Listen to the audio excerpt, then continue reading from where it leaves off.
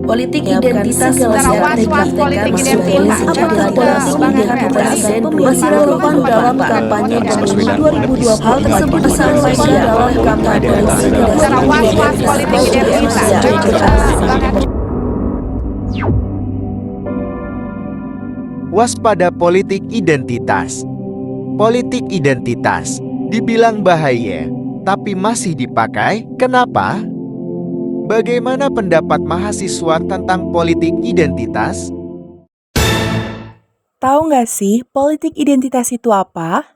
Tahu. Kalau politik identitas itu biasanya adalah di mana biasanya orang-orang yang mau mencalonkan diri sebagai pemimpin di suatu daerah atau suatu wilayah itu menggunakan kekuasaan di kelompoknya untuk kepentingan politiknya. Kalau menurutku politik identitas itu salah satu strategi politik yang mementingkan kelompok mereka sendiri. Politik identitas itu merupakan suatu strategi politik yang menggunakan identitas seperti suku, agama, ras, dan budaya untuk kepentingan politik seperti itu. Tahu isu-isu terkait tentang politik identitas? Isu-isu terkini aku masih belum terlalu update ya, tapi isu-isu yang aku tahu itu contohnya kayak politik tahun 2019. Alasan kayak Jokowi menggandeng Ma'ruf Amin itu agar menggait suara-suara dari agama Islam, penganut agama Islam gitu. Ada satu paslon yang dia tuh menggunakan Sarah itu sendiri, anak Abah, mungkin kalau kamu tahu.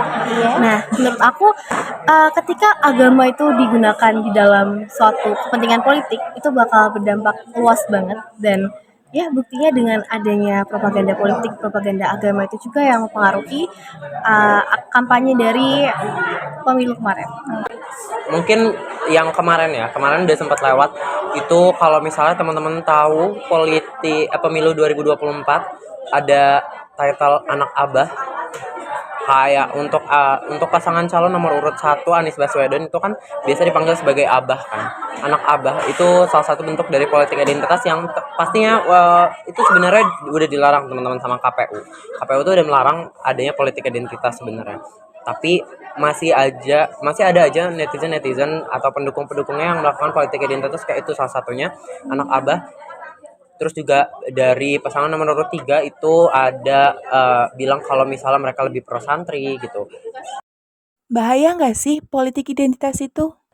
Kalau misalnya kita bisa lihat kalau misal dalam waktu jarak dekat itu mungkin bisa kan karena menggait massa. Cuma untuk jarak panjang itu bakal ada polarisasi dari segi masyarakat Indonesia itu sendiri, di mana banyak kayak perbedaan, banyak kayak masalah yang muncul ketika adanya politik identitas itu.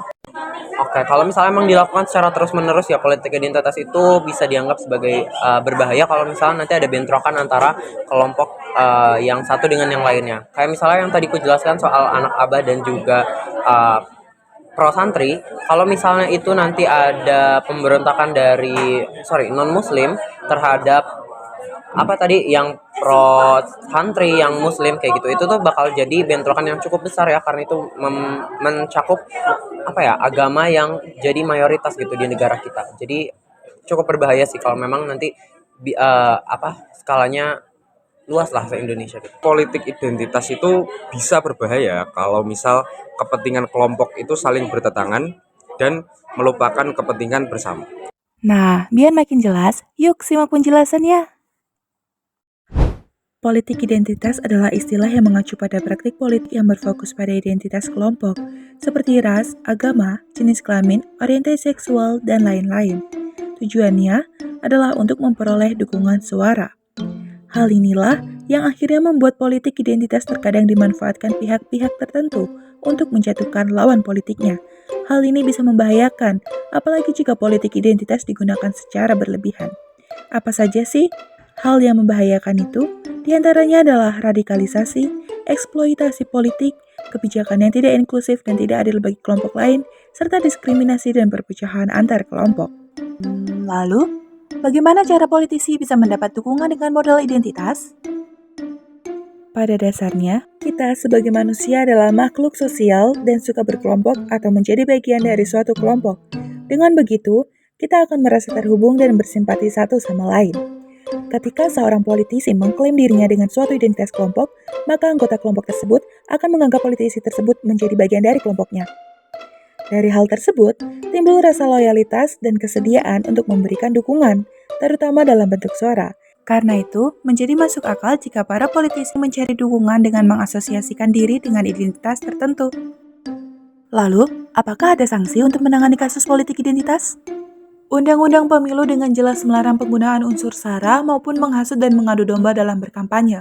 Undang-Undang Nomor 7 Tahun 2017 Pasal 280 Ayat 1 tentang larangan dalam kampanye yaitu pelaksana, peserta, dan tim kampanye pemilu dilarang menghina seseorang, agama, suku, ras, golongan, calon, dan atau peserta pemilu yang lain, serta menghasut dan mengadu domba perseorangan ataupun masyarakat.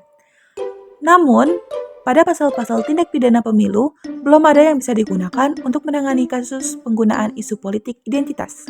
Undang-Undang Nomor 7 Tahun 2017, Pasal 484-554 yang mengatur berbagai jenis tindak pidana pemilu, seperti politik uang, pelanggaran larangan kampanye, dan memberikan keterangan tidak benar mengenai data diri pemilih. Namun, tidak ada pasal khusus yang menjerat pelaku politik identitas secara eksplisit, kecuali jika bertentangan dengan SARA. Jadi, langkah apa yang dapat dilakukan supaya praktik politik identitas bisa diminimalisasi? Upaya untuk meminimalisasi politik identitas dapat dilakukan dengan cara sepakat tidak berpolitik identitas, membangun kesadaran kolektif, dan jangan terbawa arus politik identitas. Dalam menyikapi politik identitas, kita harus menerapkan budaya kritis. Sudah seharusnya bagi kita untuk menolak penggunaan politik identitas dalam pesta demokrasi di Indonesia.